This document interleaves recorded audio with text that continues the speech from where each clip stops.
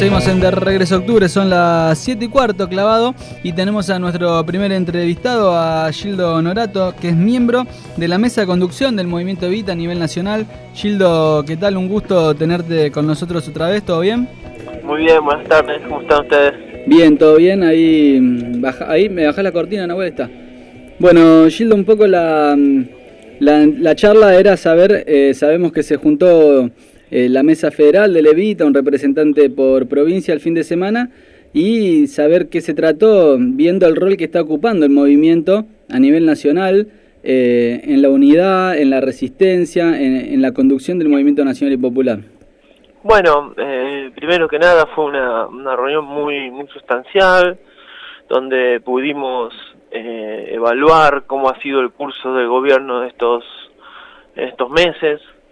Hemos ratificado la voluntad de expresar la unidad del Frente para la Victoria, teniendo en cuenta que está claro que las acciones que está desarrollando el macrismo tienden a intentar dividir a nuestros espacios, apelando a distintas maneras.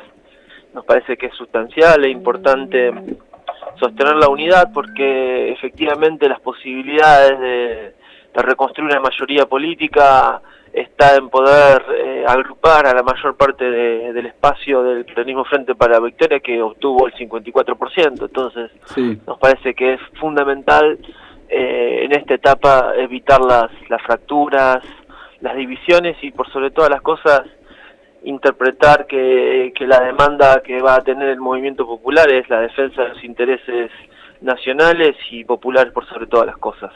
Seguro. En estos no llegamos creo que a los 100 días todavía del gobierno. El movimiento Evita ha estado muy presente en algunas disputas muy concretas, como por ejemplo el acampe por Milagro Sala, se cortó 2 veces la ruta, se hizo manifestaciones a los CAL, se participó de la marcha del 24, siempre con un gran caudal de compañeros, muy activo.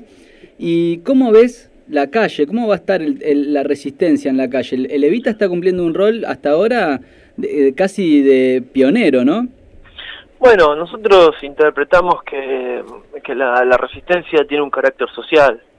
Nosotros en el plano de la política no podemos abandonar la idea de construcción de mayoría. El gobierno nos quiere llevar, nos quiere arrinconar, nos quiere estigmatizar políticamente y nos quiere anular en un sector de la sociedad. Por lo tanto, la opción política siempre es la búsqueda de mayoría. En el plano de lo social, nosotros interpretamos que las demandas populares que se vienen generando, que el detrimento del salario, el detrimento de las condiciones de vida de los más humildes, porque está claro que cuando se congela la economía, se busca reducir la capacidad de gasto, cuando el salario empieza a valer menos, cuando se aumenta, no se permite que se aumenten los precios de la forma que está sucediendo, los que sufren, sí, por un lado son los asalariados y por otro lado son los laburantes que todavía no han encontrado la dignidad del trabajo pleno.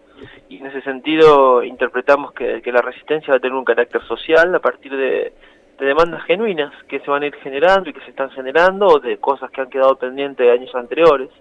Nosotros estamos dispuestos a asumir ese lugar, principalmente desde lo que es el nucleamiento de la Confederación de Trabajadores de la Economía Popular, porque esos son los últimos de la fila, son aquellos compañeros que se inventan su trabajo y que con el crecimiento económico y con la capacidad que ha tenido en los últimos años el salario de haber generado algún derrame social en la barriada le permitía estar un poco mejor.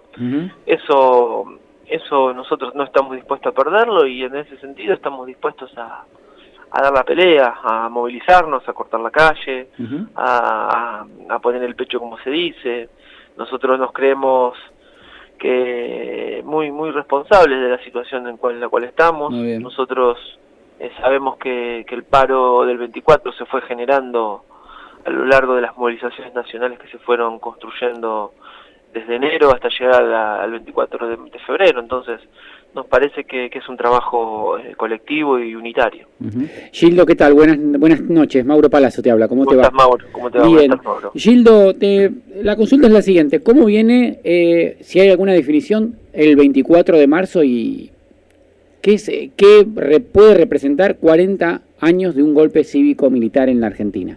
Bueno, nos parece que es una fecha por demás importante, que es necesario tener memoria, recordar que acá hubo un proyecto político, económico y social que condenó a cientos de miles de compañeros a la miseria, que generó torturas y desapariciones y represión en otros tantísimos miles de compañeros, y que es importante la participación popular, la participación de los jóvenes, la masividad, tratando de construir niveles de unidad, porque los niveles o el carácter oficialismo y oposición que se había generado hasta el 22 de noviembre, eso ha cambiado, y a nosotros nos obliga a encontrarnos con otros compañeros que quizás no hemos podido transitar en los años anteriores. Entendemos que el 24 de marzo tiene que ser una grandísima movilización, en nuestro caso con una consigna muy clara: a 40 años del golpe, fuera yanquis de Argentina, porque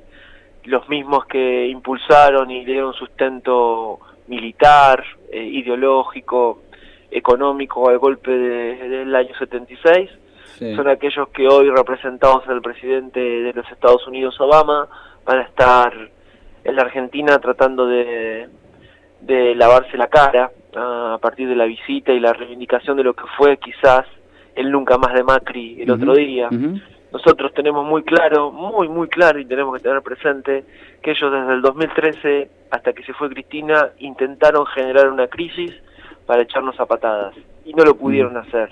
Ahora sus medidas económicas nos están intentando conducir a esa crisis y quieren que seamos nosotros los responsables cuando ya no tenemos el gobierno. Nosotros aceptamos la voluntad popular, pero no aceptamos las políticas antipopulares que está desarrollando el gobierno nacional. Totalmente. Buenas noches, Gildo. Jonathan te saluda. ¿Qué tal, Jonathan? ¿Cómo estás? Bien, bien.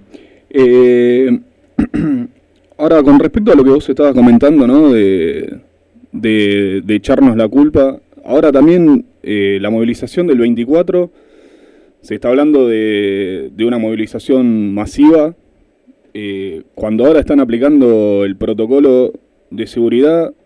Eso es justamente lo que vos estabas hablando de las políticas antipopulares. Esa es una de ellas, el expresarse, el manifestarse y todo lo que se viene llevando a cabo desde la iniciación de este actual gobierno, ¿no? Sí, mirá, nosotros debemos tener en cuenta que ese protocolo es impracticable. ¿Por qué es impracticable el protocolo? Porque nosotros en el primer caso, en el primer aspecto, tenemos que tener presente una cuestión. En el caso de la protesta social, no hay ningún derecho que esté por sobre el derecho a la vida digna que da el trabajo.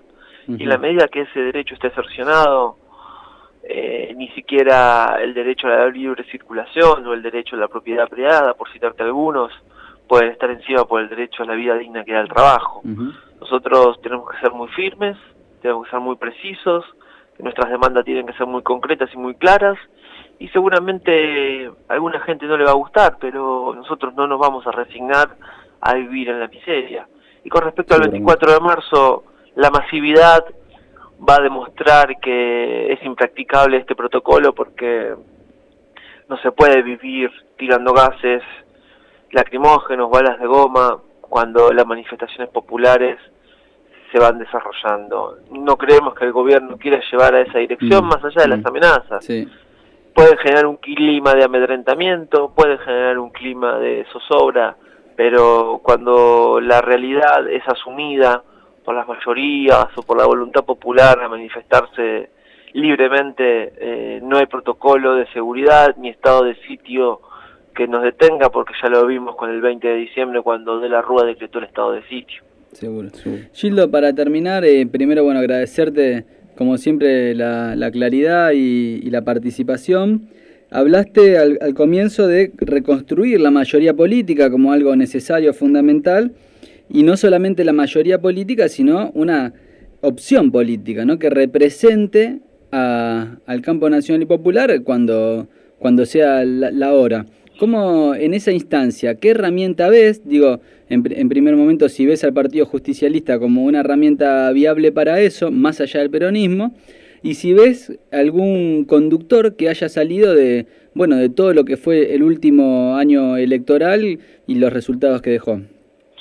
Mira, yo creo que nuestra aspiración es a reconstruir un espacio político y social que exprese la voluntad de transformación en la Argentina. Eso ha estado en los últimos años muy vinculado al peronismo y al Frente para la Victoria. Nosotros nos parece que ese es el espacio. Ahora, si el peronismo tiende a renovarse como espejo de quien fue su vencedor, nosotros particularmente vamos a tener dificultades para estar en ese lugar, claro. Pero lo que tiene que quedar en claro es que nuestra voluntad es la unidad con un sentido popular del espacio nacional. Si nosotros priorizamos los derechos de los laburantes, si nosotros priorizamos los derechos de los humildes, si nosotros priorizamos el interés nacional, estamos seguros que vamos a ir reconstruyendo una idea de mayoría política que va a encontrar a los progresistas, a los peronistas, a los sectores de la izquierda, a los radicales, que quieren que las mayorías populares vivan con dignidad.